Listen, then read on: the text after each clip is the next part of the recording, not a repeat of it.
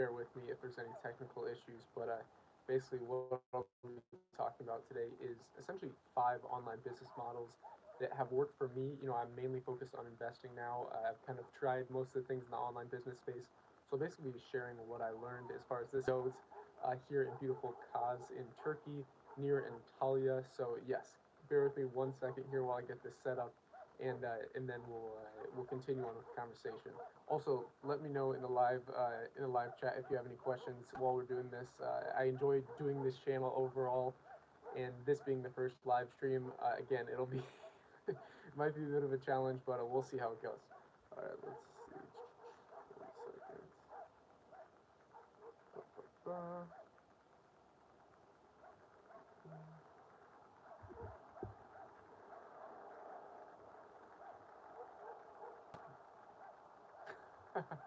Graham, okay, let's get started.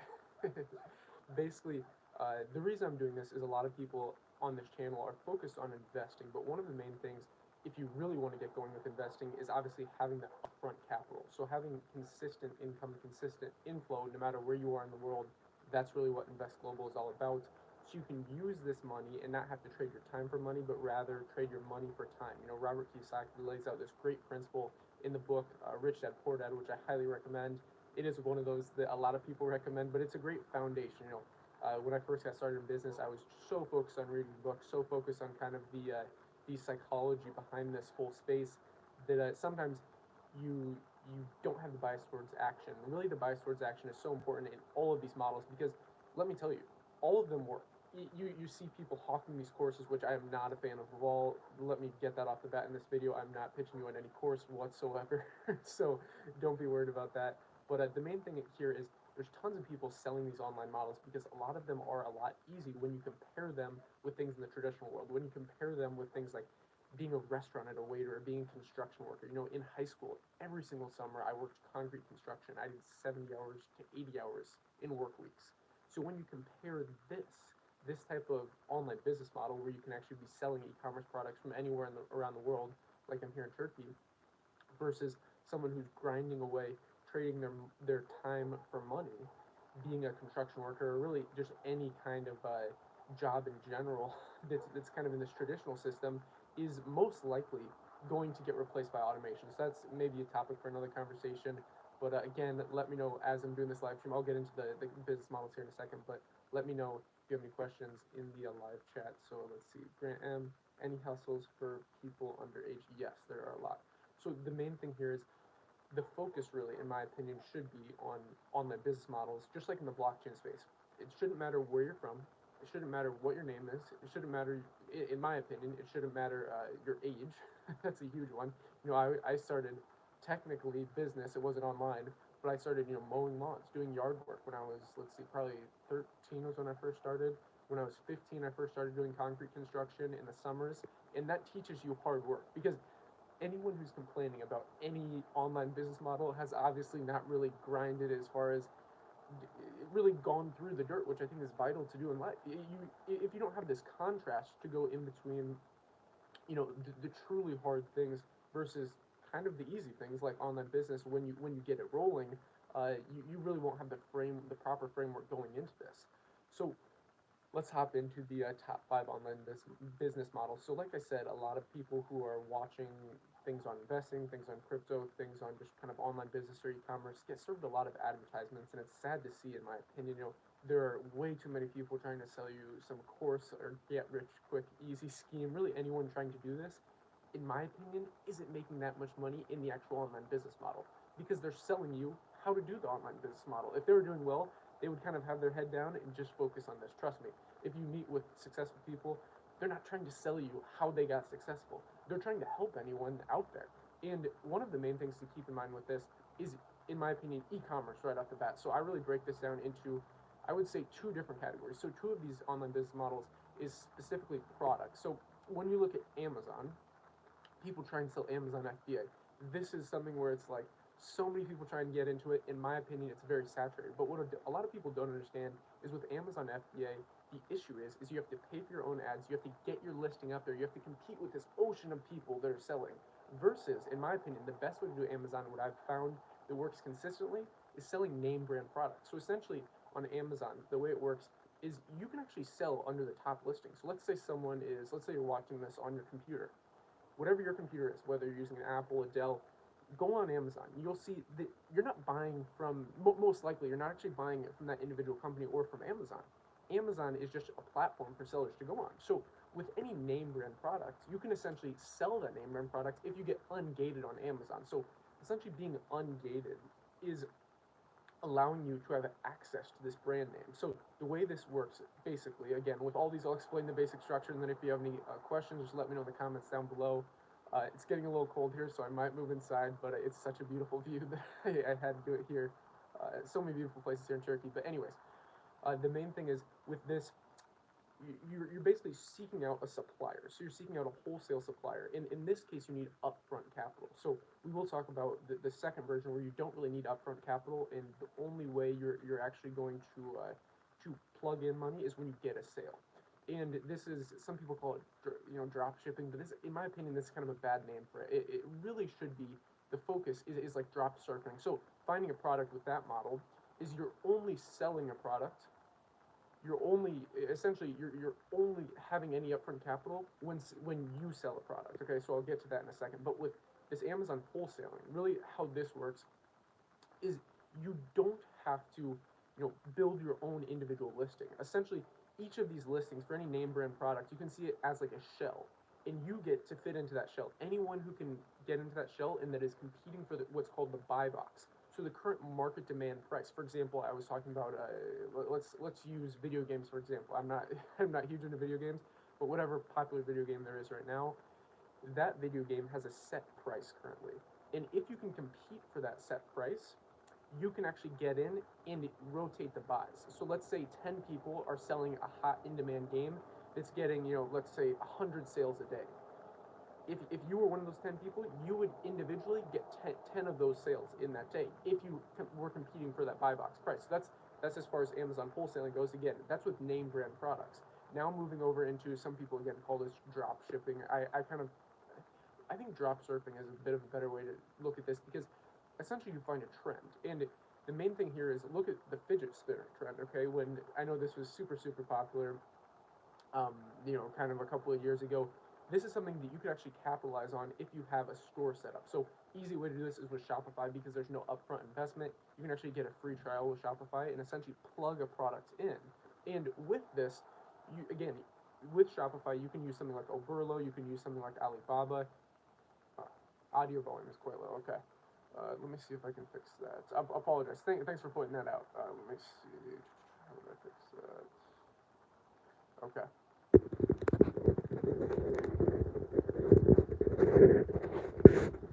I agree with you, Grant. I agree with you, bro. Let's see. I kind of have a makeshift setup here, but is the how bad is the volume quality? Because I'm trying to get it fixed. Like, can you at least hear it?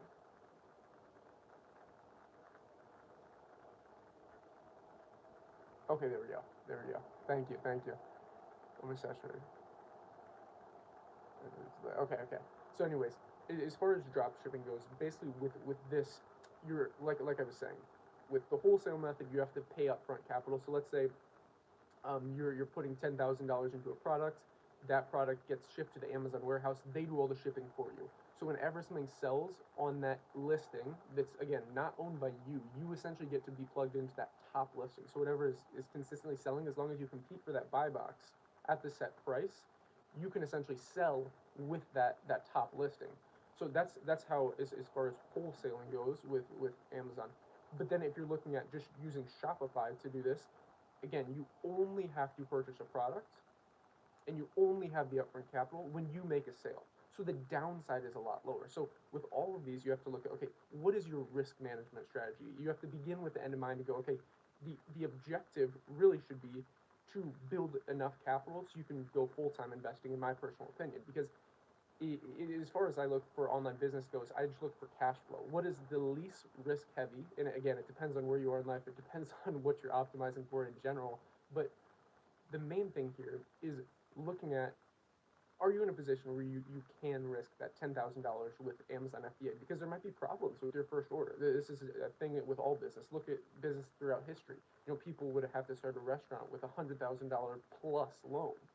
So when you look at $10,000 in capital, let's say you've made that in other ways, it's not as burden of risk, in my opinion.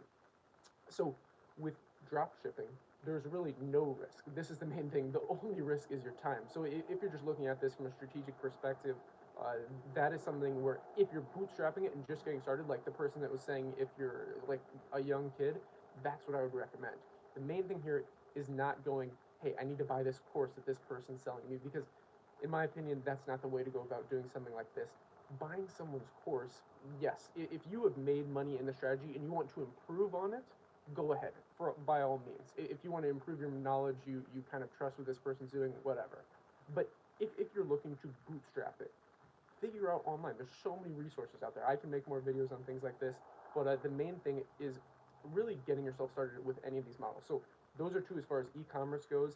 Then let's move into something where it's more of a service model. So actually how I first started an online business in general, I was doing e-commerce things. Like I said, in high school, every single summer I was doing concrete construction, so I built up a lot of capital. It's actually very lucrative. It's kind of crazy with this, because basically, like, some jobs with concrete construction, you would get like $30 to $40 an hour, because it's something called Francis Bacon work. So if you're on certain job sites, you get paid a ridiculous amount. And since I was working 70 to 80-hour work weeks, that would be overflow capital. Like, I was given nothing. I really had to work for everything. My parents gave me zero money, and now I basically am able to invest full time, because I took this capital that I built and really just snowballed it into so many different models, and now I can basically invest full time.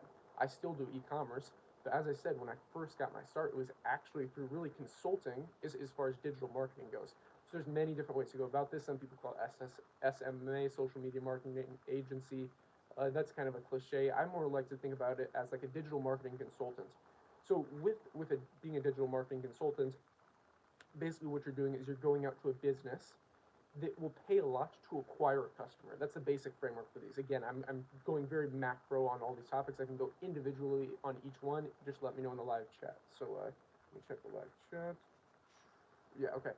So as far as this goes, you have to identify a problem in a business. So let's say I'm here in Turkey. In one of these businesses, a hotel has a problem acquiring new people staying in the hotel. I could offer them a service. And this is one beautiful thing that you can actually do while traveling.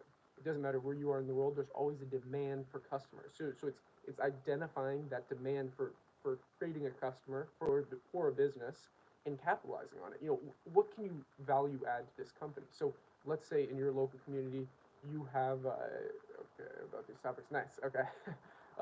Let's say in your local community you have a dentist, an orthodontist, a doctor, a plastic surgeon, something that you're interested in maybe doing or maybe working with. Maybe you enjoy this topic, I don't know, maybe you're interested in cars. Work with the car dealership. That's the main thing here that I found with a social media marketing agency. I started out with actually working with doctors, because with this, the way essentially you would pitch it to a business owner is, what is the total lifetime value of a new customer for this business? So let's say it's an orthodontist. Well, for a lot of orthodontists, it's upwards of $10,000 for a lot of different things. Plastic surgeons, even more. So if you can bring them one new customer a month, what is that worth to them? And then you can kind of begin compounding there. And there's multiple different ways of acquiring new customers for a business. There's tons of different ways to do this, but one main one, in my opinion, is really Facebook ads. That's huge, and this is kind of an easy one to do, because you can target different demographics. You can target things like age. You can actually target income. You can target interest. So let's say, for example, you were doing the car dealership, and you were looking at, okay, what is a new value or a new customer worth for them? Well, if it's a lifetime customer for a car manufacturer or a car dealership, it would be a lot, right? But let's just say it's like, I don't know, you go to your local Lexus dealer or BMW dealer, upwards of tens of thousands of dollars. And if you can bring them in, let's say 10 new people or 5 new people as leads go, because it's up to them to close them, you could go, okay, I want 10% of that lifetime value. And this is where you can really start, okay, my Twitter links are broken again. This is the first live stream, so this is a bit of a test run. But anyways, if my Twitter links are broken, that is... Oh, wait. Grant, are you talking about on YouTube to Twitter? Are you talking about on YouTube to Twitter? Yeah, because I changed my Twitter handle. I changed my Twitter handle from. So, are you talking about the links to this live stream? Yes, you can. Yep. Okay, so I changed that, the at, because I don't really use Twitter that much, but I'm starting it with this channel. And I changed it. The website that I use, essentially the domain that I own a ton of different domains as kind of I've done this online business thing, and one that I own is investglobal.io, which I'm planning on like building out the website for that. So essentially, with Invest Global, the YouTube channel, when I built the Twitter, I just typed it in quick, and I again Twitter, I'm not I don't really spend a lot of time on social media. I kind of typically read, but as far as setting up the Twitter account, it gave me the random username Invest Global 5, and I'm like, wait a second, this is not going to be good for longevity because I plan to do this. I really enjoy all the topics that I discuss on this channel. It's like what I'm interested in, so I plan to do this for a long time. So I'm like, wait a second, I need to change that quick. So essentially the Twitter handle is investglobal_IO. So I'll start changing that in the descriptions, but it'll be updated. So yes, it's at investglobal understand IO. YouTube has their own Twitter. Yeah. So I will edit that when we. Thanks for pointing that out. But yes, I changed that recently. I think when I was still in Istanbul. But when I went from Istanbul, flew to Izmir, stayed in Izmir for a couple of days at this like awesome hotel, tried to record some videos, but I wanted to see all the local stuff.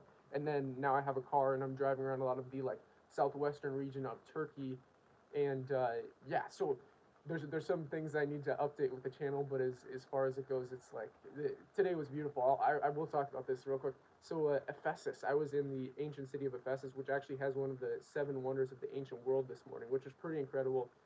It's called the Temple of Artemis. So this is like a 3,000-year-old city with like ancient ruins, absolutely beautiful. But yeah, Ephesus is awesome. If anyone has been there or knows about it, let me know in the live chat because it was so beautiful, especially the Temple of Artemis. I mean, it's crazy to see this, like, where Alexander the Great was, and just all this history is insane. And the library of Celsius, it's yeah, just beautiful. So, anyways, moving on. Talked about Amazon wholesaling, not Amazon FBA. In my opinion, Amazon FBA can work, but as far as Amazon wholesaling goes, just made an account recently to follow. Boom. There you go. Okay. So, anyways, as far as Amazon wholesaling goes, it's a lot better in my opinion than Amazon FBA.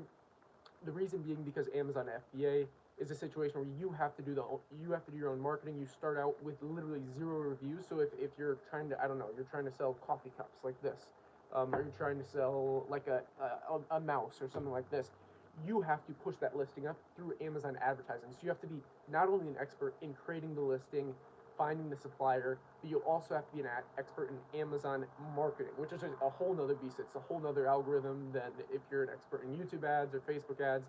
Whereas if you're doing something like a digital marketing consultant, um, as far as this goes, with digital marketing consultant or social media marketing agency, whatever you want to call it, you can really master one skill and sell that skill at a premium. So let's say you're a master in Facebook ads or a master in YouTube ads or Google ads, which YouTube and Google match together. But when I say Google ads, I more mean Google AdWords. So when someone's searching for best car dealership near me or best dentist near me, you want to have your client pop up first. So I've kind of gotten familiar with all these different things, but if you really pick one and go deep in that and reach out to different businesses that need this service, that can be massive. So these things are very, very important. The sound is very good. Okay, sorry if the sound is in and out again. this is kind of a test run. But anyways, that's just to recap those models. You also have the drop shipping or drop surfing. Again, I don't really like the name there. Just like in the cryptocurrency industry, I'm not a big fan of these labels that we put on like altcoins. Like, why is everything in the cryptocurrency space that's not Bitcoin an altcoin? In my opinion, that just shows still how early we are in this space, especially when you're looking at historical market cycles. Because if you're interested, yes, yeah. Anyways, thanks, man. So with this, when you look at the total market cycles, you have to see, okay, when something like the stock market was at the young age, or something like the bond market was at a young age, there was many issues that you had to work through, and the crypto market is still so young. So that's just one of those things, again, with these different names of online businesses. Since the internet itself is a fairly young thing, and online business is a fairly young thing, depending on how early you got into this. These names are kind of archaic in my opinion. They can be replaced, moving in and out. Okay, sorry. Maybe I'll definitely do more live streams in the future because I enjoy doing this. Let's see. Oh, Edmund Drizzy, you the man, bro. What's up, Edmund? Background until now. Keep it up, man. Shout out to Edmund. Edmund is the man in Kosovo prison. My bro, Sentia. Okay, anyways, moving on. So, yeah. When you're looking at this, moving into kind of the fourth way. So you have Amazon wholesaling, where it requires upfront capital. You have drop shipping or drop surfing, where you only have to put upfront capital when something like it's Edris. Shout out to Edris too. So with drop shipping, you only have to put money in when you make a sale. So this can be interesting if you don't have a lot of upfront capital to put in, and you're really looking to bootstrap it, because the nice thing with that is you can test many different options. So let's say one thing is not selling, you can pivot very quickly. Whereas if you have a large order with Amazon, like in the past, I've had a $20,000 order. Man, if that thing's not selling that month, like let's say it's again going to like I don't know, like a video game or something like this. If that's not in demand in that month, you're stuck with that. But with something like drop shipping, or something like being a service provider to businesses, where you provide consulting as far as really anything digital goes. So like I was talking about that example, anywhere you're at in the world, there's always a high ticket business that has a long lifetime value in customers. So even a restaurant, let's say you're want to work with a high end restaurant. If this restaurant is serving to locals and they're selling at premiums, the lifetime value of the customer can be upwards of, let's say, $5, $10, $15,000. Because over the lifetime value of them, when they bring in parties, let's say they have birthdays at that restaurant, if you can start acquiring more of these customers and bringing them to that business, you can essentially get a percentage of that. So in the past, when I pitched businesses on this, again, it was mainly doctors, but I was charging, I never charge per hour for any of these things, by the way. I always charge monthly. So if you're being a consultant at all, do not charge per hour. That's kind of the older way of doing business, in my opinion.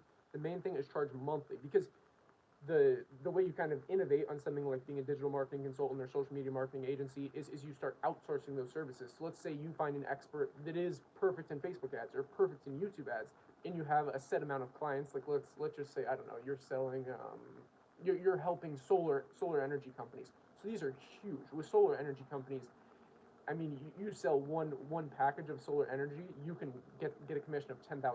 It's so if you can basically, and that's if you're working for a company. But if you're being a consultant, an online consultant, where you're doing the ads, you're doing, let's say, YouTube ads, Facebook ads, you can get a very nice cut of this, and it basically creates for a situation where you can scale this up very quickly. Because let's say one solar company starts leaving you good reviews, then you reach out to another solar company and go, hey, look at what these people said, we can actually provide you a better service. This is our monthly fee, so we're going to charge $5,000. That's the flat fee. We're not negotiating. Maybe the first month you get half off to test the service. If you don't enjoy the service, money back guarantee. That's basically how those work. Now, fourth business model, this is one that I actually enjoy, because it really doesn't have a gatekeeper with any of these models. With FBA, with drop shipping, you have a middleman. And same with being a digital marketing consultant or social media marketing agency. With any of these, you need permission. And that's one beautiful thing, again, about the blockchain space, which we've been talking a lot about on this channel, is it's permissionless. So you don't need to trust, you can verify. And the beautiful thing, in my opinion, about understanding technical analysis and day trading is nobody is in the middle of this. Nobody gets to control whether or not, okay, you can sell on Amazon, or you can sell on Shopify, or you can acquire this wholesaler, or you can approach this business. Because when you're approaching businesses, that's one thing. If you haven't worked with sales, if you haven't read the top sales books, if you don't really understand psychology, these different things, when you're in a meeting, like I was pretty young when I first started doing this, in meeting with doctors that are 40, 50 years old. And you have to understand their psychology in a meeting to sell them on your service. They would be pitched by people that are 30, 40, their age, but they went with me. My first client was actually an orthodontist. And again, they have kind of a history in this. But if you don't kind of understand all these factors for these different business models, it takes a lot. But in my opinion, for trading, for understanding how to use margin, how to use leverage, understanding technical analysis, whether you want to trade forex, so currency pairs like Japanese yen, U.S. dollar. I was actually looking at that chart today, in putting out some kind of key price levels, in looking at different currencies, which I'm fascinated with. That's kind of part of the Invest Global channel, is looking at different currency pairs. We talked about the Brazilian real, the crash of this currency, which is how old are you? I'm always hesitant to say that. Age is nothing but a number. But maybe in another live stream we'll talk about that. Maybe in like an AMA or something like that. But okay, so with okay, I was talking about with Amazon FBA and with social media marketing agency, with those kind of two models, you essentially, again, you have this middleman, this gatekeeper. But with technical analysis and trading, anyone, any age, anywhere in the world, especially with decentralized trading platforms like AAX, that one I always have linked down below in the description. Let's see, I also have Femex, that's a bit more centralized. Bybit, and AAX, Prime XBT is good. Let's see what else. Those are kind of the main ones. There are other decentralized trading platforms, but again, it doesn't matter how old you are. It doesn't matter where you're from. Anyone can go on, just like anyone can log on to MetaMask. Anyone can go on. That's the beauty of Web 3.0. Is doesn't matter where you're at in the world. Doesn't matter what your name is. It doesn't matter anything about you. Everyone's on an even playing field, and that's the beauty of this. Whereas in the centralized world, for example, the accredited investor, the private market space, you have to have a net worth of over $1 million just to invest in private companies. So look at the example of someone who's interested in investing in Elon Musk. Like Elon Musk is the biggest thing now, right? So people are like, oh, I'm going to invest in Tesla because that's going to go up. I've talked about in the past why I think as far as the electric vehicle space goes, you should not look at which individual horse will win the race, but rather what are each of these horses using. So with the electric vehicles, if you're looking at all these as horses, each of these horses needs certain components. So each of these horses needs certain commodities to actually move forward. With electric vehicles, it's things like nickel, it's things like cobalt, platinum, palladium. These things are very, very important for electric vehicles and for 5G infrastructure, which is really going to lead the wave to the next to the future years. It's in the United States. Biden has talked about how it's like they want to replace the whole fleet of vehicles with electric vehicles, which is crazy. So if you're looking at a great trade, those are interesting commodities to look at. But back to what I was talking about with trading, this is really I would say kind of fourth business model, and I'll wrap it up here in a little bit. It's getting a little cold here, and again, this is kind of like just a test live stream to go with. But I'm glad people showed up for the live stream. That's cool. That's cool. I was like, man, if nobody's here, that's all good as well. This channel is just kind of fun for me because I kind of spend a little bit of time on this, and I enjoy doing it. But as far as trading goes, again, I will actually be putting out a free technical analysis course going into detail on this, so I won't go too far more into this. Essentially, if you understand day trading, if you understand forex, cryptocurrency trading, essentially you want to identify a market with a lot of volatility. Because if you're trading something that's going up 0.01%, like if you're trading bonds or like tiny like stocks with giant market caps or like behemoth companies that are basically stable, well, you can't really have a lot of position power there. But if you're trading something like cryptocurrency or things like forex, where you can use leverage to go on top of this volatility, you have extreme upside. I mean, in the crypto market today, let's see, Archer Dow did 100% today. Let's say you're using 10x leverage there. You just have 1,000% gain on your money. Like most people in traditional markets never see 1,000% gain. So this is very important to look at and really understand, in my opinion, looking at markets that are volatile, because you can actually use this volatility to your upside, just like surfing. If there's a giant wave coming in and it's crashing into the shores, you can either use that to your advantage, hop on that wave, or you can get smacked by it. So with this, if you're not using proper stop losses, if you're not using proper risk management strategies, you're going to get smacked by that wave. But if you know how to actually manage risk, how to trade on leverage, you can really, really move up. Yes, you are right. I do need to I'm too hung to, yes, okay, I do need to get a mic. You're right. I love constructive criticism.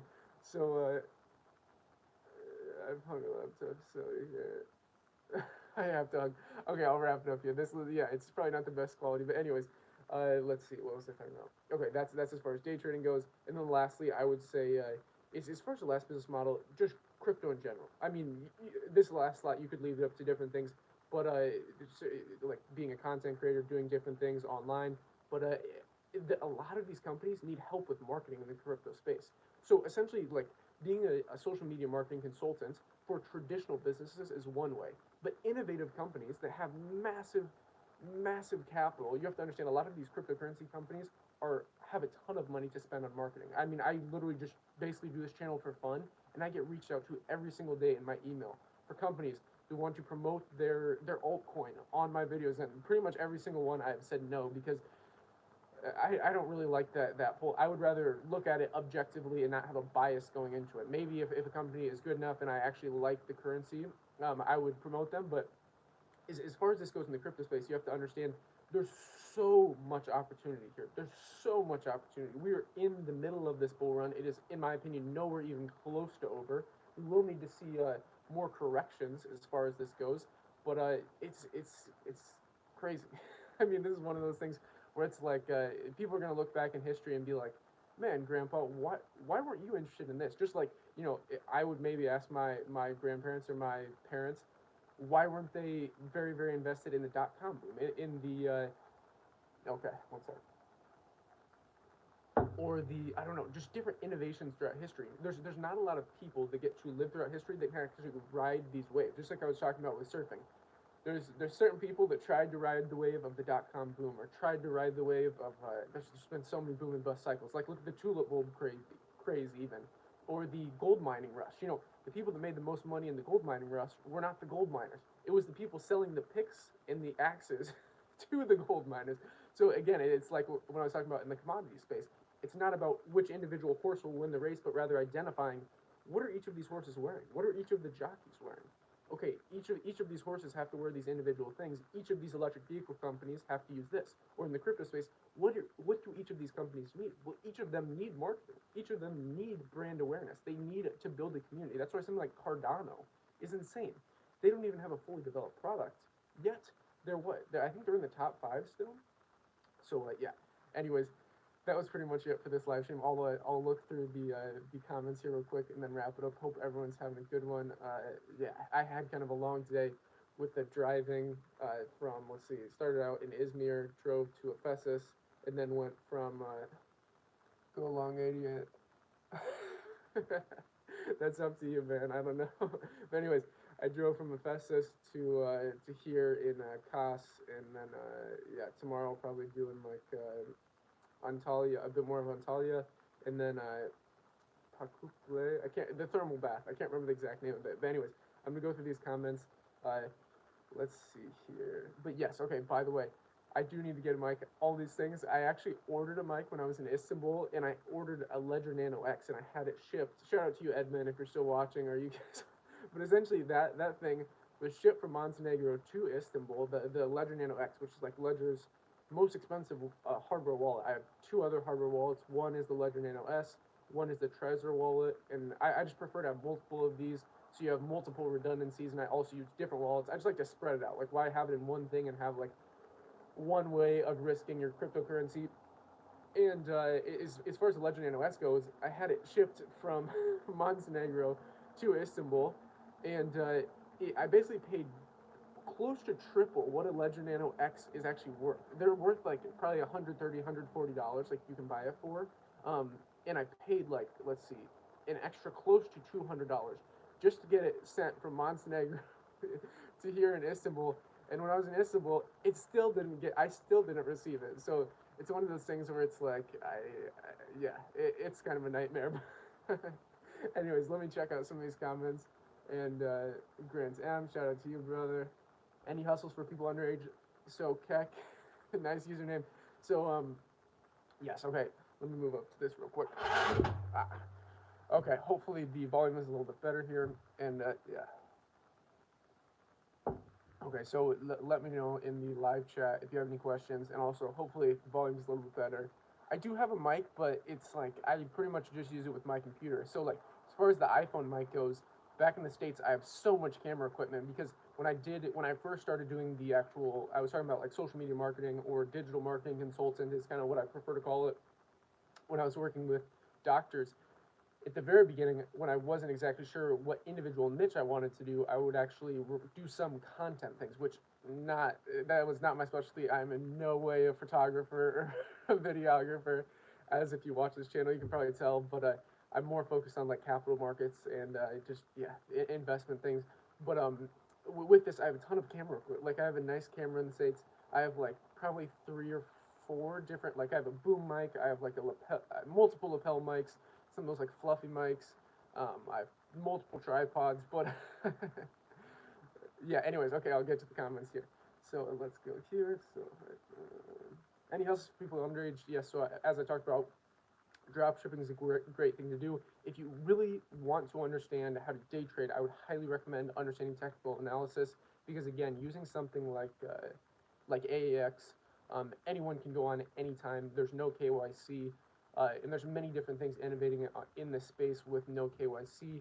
I actually have a video on antimatter, which basically lets you admit, but I have a video on antimatter coming out, which is one of the 7 picks for April as far as altcoins goes. There is actually fairly low cap. It's $50 million dollars in market cap.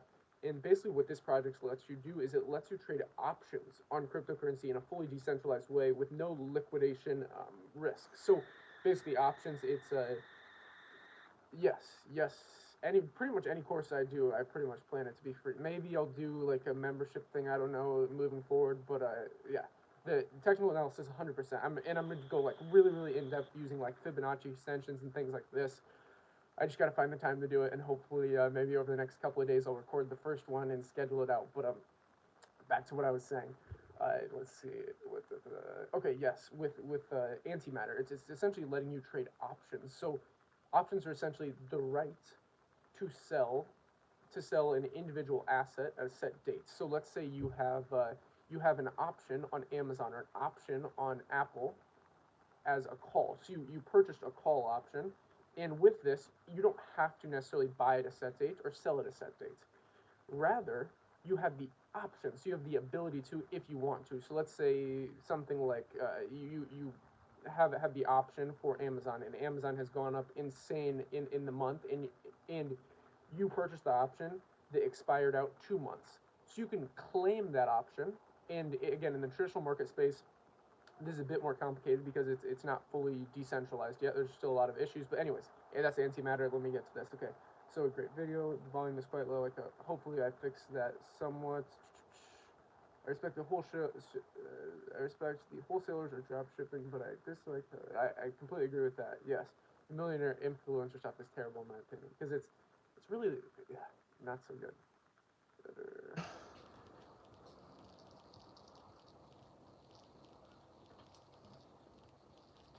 It's an oversaturated market, and they don't ever relay the rest. I completely agree with that. Yeah.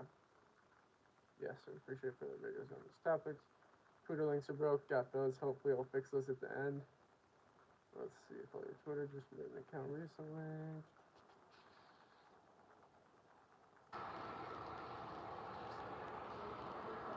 Okay, I'll probably wrap it up there. Sorry if I missed any of these. There's actually more than I was expecting, but yeah, what? Only 38 minutes. I'll probably do like maybe one over the next couple of days. It's like closer to two hours. Maybe I'll do like a super long one, but it's getting a little cold here.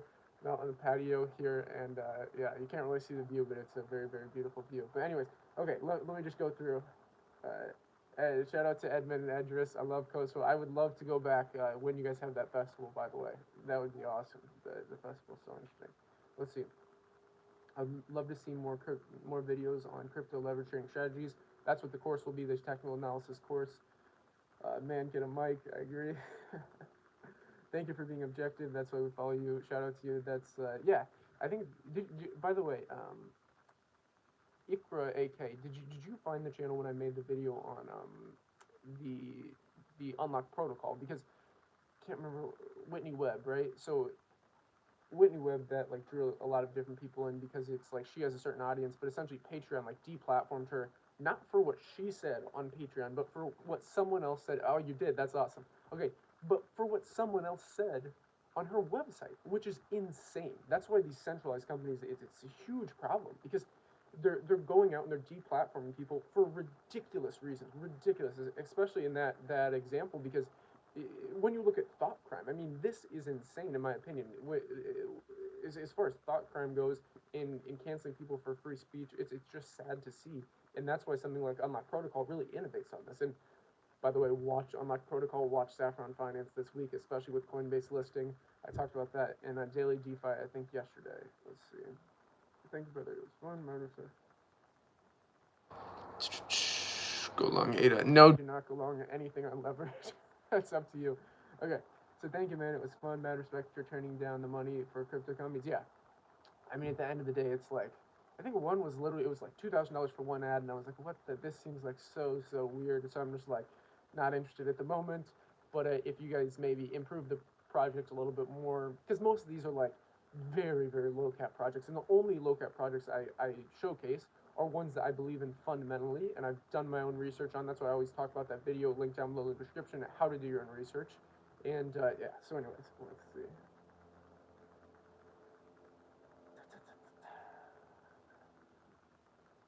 Thanks for the video. Oh yeah, thanks for the video on Labs. I did a super quick 2 on X, and oh, that's awesome. You did a 2x on Labs. Yeah, Labs is an incredible project. That's actually long term what I would like to actually build basically a better project than Labs with decentralized real estate. So a lot of what I do, I didn't while I was in Kosovo, but pretty much every other country I tour real estate. So like I tour different properties, and I've been thinking about maybe doing videos on this. This is one thing that I have not put on the channel yet, where I like tour properties. But yeah, so basically a lot of these properties people are unable to access from anywhere in the world unless they go actually in person, walk the properties, because in less developed countries, you have a situation where, for example, like Colombia or Brazil, not even as much in the Balkans, they actually do really good job of marketing in like Albania or Serbia, but in like things like Brazil or Colombia, you have to go boots on the ground to look at these things and to really research. Or like I was in Crete, Greece, in like 2019, I think, and they have the same issue. You know, they're selling these premium apartments, but they don't really have the marketing. So again, that if you're looking at this from a business perspective, which I encourage you to start doing, is identifying a problem and solving that problem. So, for example, if you're interested in living in Greece, go, okay, let me reach out to companies in Crete, Greece, because there's a lot of them, real estate companies, and let me improve their marketing. If you're good at photography, reach out to them and say, hey, here's a picture, my portfolio of pictures that I've done for companies. You can use this. So that's huge. But anyways, I'm interested in the real estate. Yeah, the real estate blog. Maybe if I follow Edris's advice and start picking up better equipment, I'll start doing that. But I've actually been looking into a stabilizer, because if I do like a real estate vlog, or like something with, I don't know, like if I'm some, for example, today when I was in Hephaestus, like around like the Temple of Artemis, which is one of the 7 wonders of the ancient world, if I were to do a vlog there or some sort of like travel style video, I would want to have a stabilizer and want it to be like good, really good quality. But yeah. So anyways, let's see. That's the other thing is, in my opinion, with business, one of the great books is Peter Thiel's 0 to 1. And he talks about MVP, a minimal viable product. So with this, for example, my YouTube channel is a minimum viable product when I first started it, because I basically started it with, like, I didn't tell anyone about it. It was pure natural. It was pure natural on the internet. Like I think Edmund found out about it because I can't actually remember how he found it. Like I literally didn't tell anyone about it. And I still, like, a lot of people that I know don't even know that I did the YouTube channel. Like I wanted, it's basically an experiment to see if something like this can grow with basically zero promotion. All I do is put out videos that I enjoy. Like I kind of scratch my own itch. You know, in Tim Ferriss's book, the 4-Hour Work Week, he talks about this. You know, scratching your own itch and basically looking at things that you enjoy and then talking about those things. So when I do this channel, it's things that I enjoy. So it's like it doesn't feel like work to me. I enjoy doing it. So that's why I enjoy doing this live stream. So anyways, let me look at some of these. TA course will be free. I hope the blockchain ends all centralized big tech corps. Well, realistically, I don't know if that will happen, but hey, one can dream, right? I think if you're looking at it from a historical context, creating decentralized companies is so important. That's why DAOs, when I do an altcoin review, like when I'm looking at a crypto project, in my opinion, it should be a DAO, a decentralized autonomous organization, because this essentially, again, evens the playing fields. It's not like one banker or one suit owns this company and can choose what he's going to do. You know, you see this if you're looking at stocks. You know, for a long time, I've considered doing videos on the stock market, but it's so insanely overvalued and in such an insane bubble, in my opinion, just propped up by this monetary stimulus in the U.S., just because they're the global reserve currency, the U.S. dollar, creates a situation where the whole stock market just continues to pump while so many businesses in the U.S. are going completely closed. Look at any state in the U.S. I was talking to friends in the U.S., and that some of them are working at restaurants, some of them own their own restaurants, and businesses are closing left and right continuously, even though there is this stimulus. So it's sad to see that businesses are shutting down, yet the stock market's hitting new all-time highs.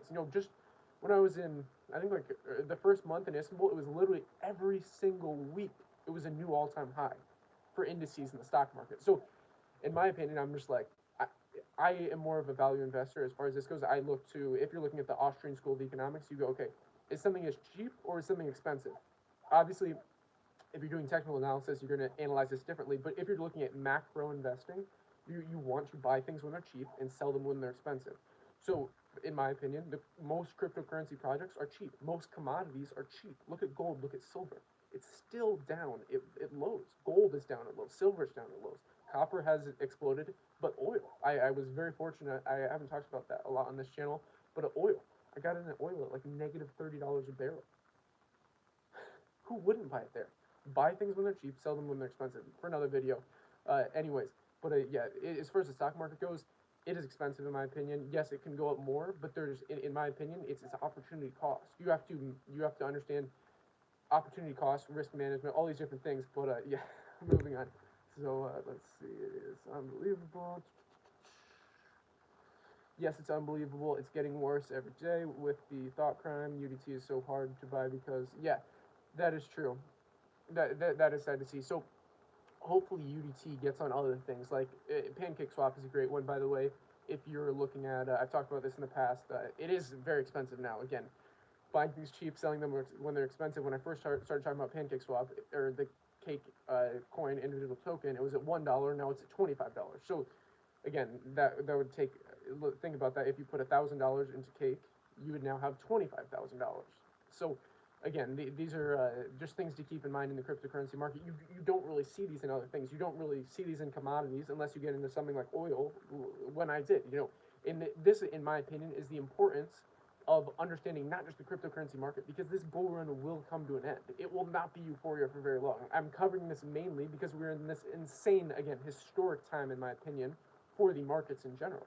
Because I mean, I talked about this early in this video, because it's really not that often, and if you just look at history, look at everyone's life throughout history, it's not that often the people get to live through a revolution and truly ride the wave and not get hit by the wave.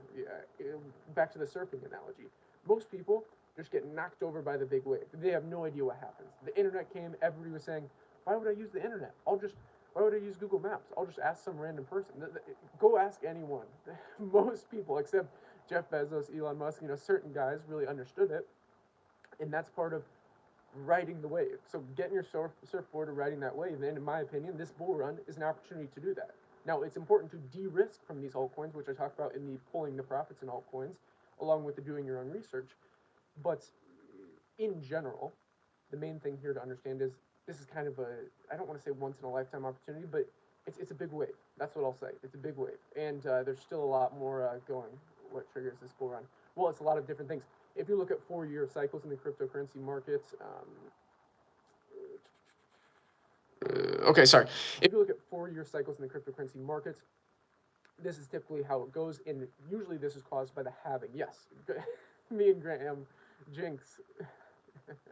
But yes, it's typically caused by the halving, but the halving doesn't necessarily instantly impact it. Think about it like in the movies when they have like a thing of dynamite with a tiny wick that goes boom, explosion, versus when they have a giant wick and you light it over here and it slowly is going over to this explosion, and it's kind of slowly reaching up. So this is basically how, in my opinion, when you really study the past cryptocurrency bull markets, this is how it happens. It's essentially a delayed response.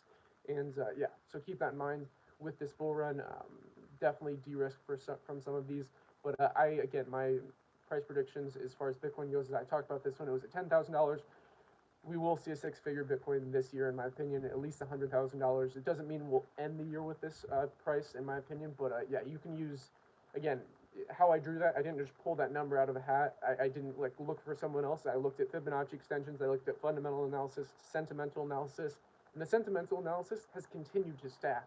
So it's gone from Elon Musk going crazy on on Twitter about these things to massive companies like MicroStrategy, Michael Saylor putting it on their balance sheet, now taking out loans just to buy Bitcoin, many other things. But yeah. Anyways,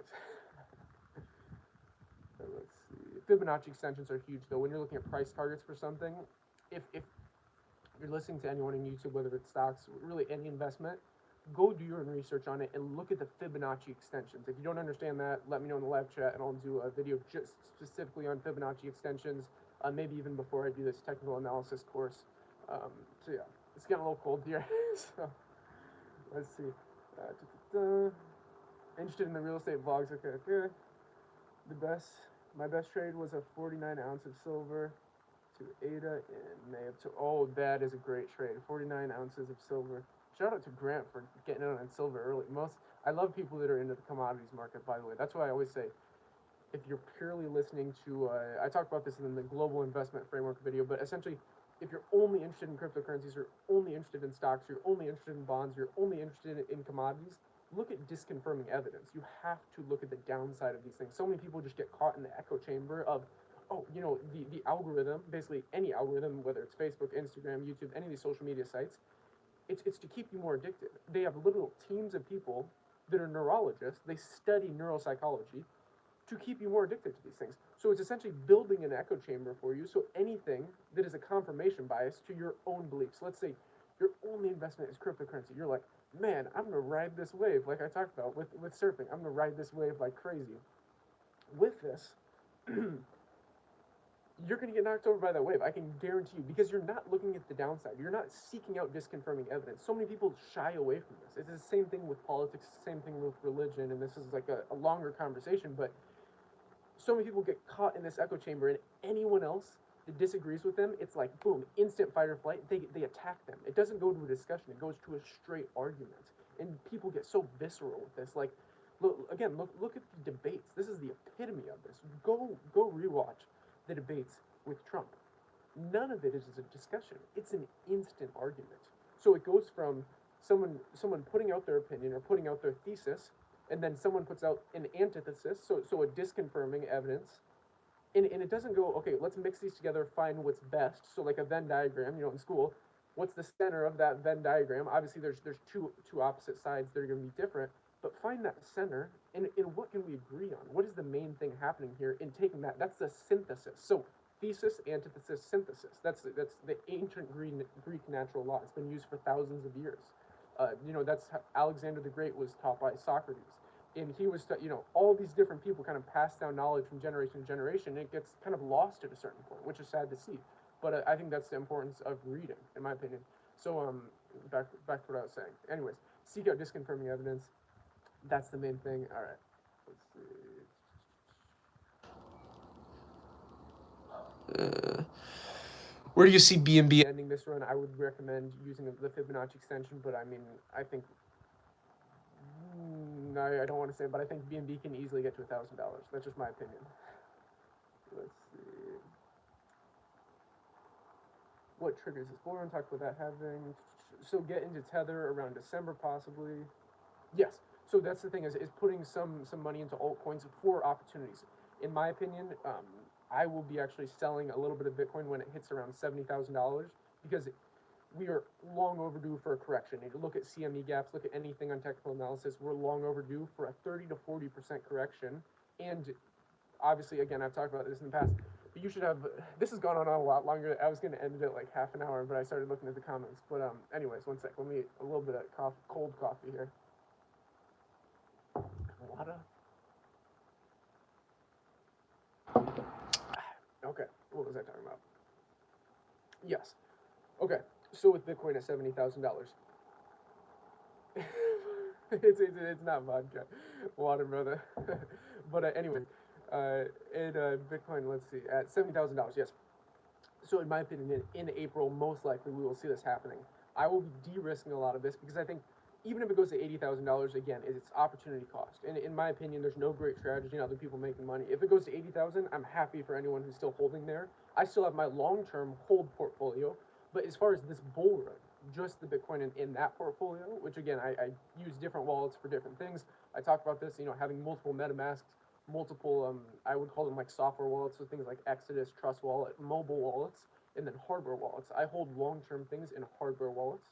Um, Kind of more short term, let's say this bull run in software wallets. So things like, again, Exodus, Coinomi, Trust Wallets, these different ones. And then on exchanges, in my opinion, you really shouldn't be holding anything if you're not trading with it, because what's on an exchange is vulnerable to an attack to that exchange.